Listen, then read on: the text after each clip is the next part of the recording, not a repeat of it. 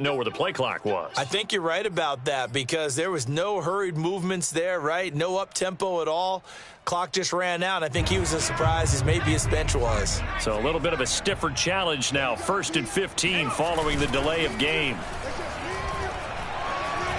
Now a desperation throw deep downfield. And my goodness, another interception.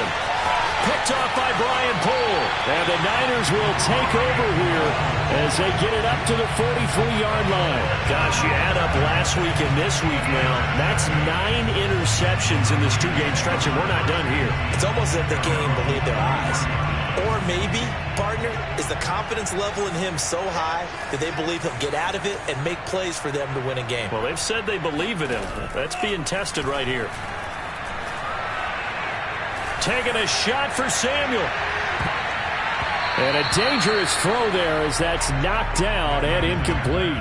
4th quarter, you've got the big lead. If you're coaching, Charles, you still taking shots like that downfield? I'd be a little more concerned with running some clock and making sure you're taking care of the lead because you keep flinging it around, you throw a couple of picks, you can put yourself in jeopardy.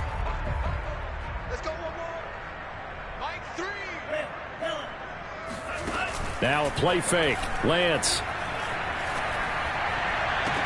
And that will be incomplete with a clock down now to 13 seconds. So many times when we talk about coverage, we're just talking about a defender running with a receiver, but a big part of it is understanding where the football is, finding it. In this case, when it arrived, it wasn't a surprise, and he was able to bat it away. Now they face a 3rd and 10 after back-to-back incompletions. Off of play action, here's Lance.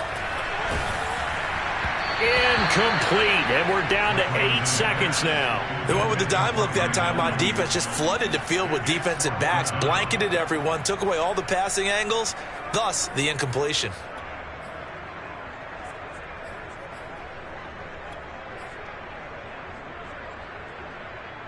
And with things looking pretty good on the scoreboard, they're going to keep the offense out there and go for it here on 4th.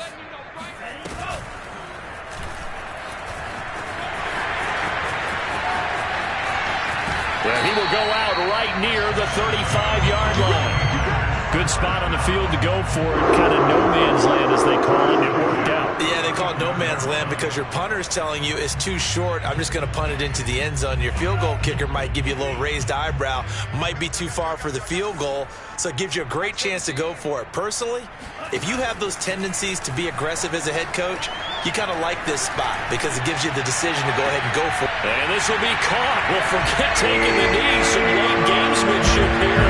That's a throw for a late touchdown. Well, partner, when a team's up this big, this late in the game, I always wonder what's their motivation because if it's me, I'm thinking about pulling on the reins a little bit. But for them, I don't think it's in their DNA. It's not in their head coach's makeup at all. I think his opinion is, you stop us, we're not supposed to pull back ourselves. But Charles, it's one thing to win. It's another thing to win and put up the amount of points that they did. Boy, were they clicking on offense.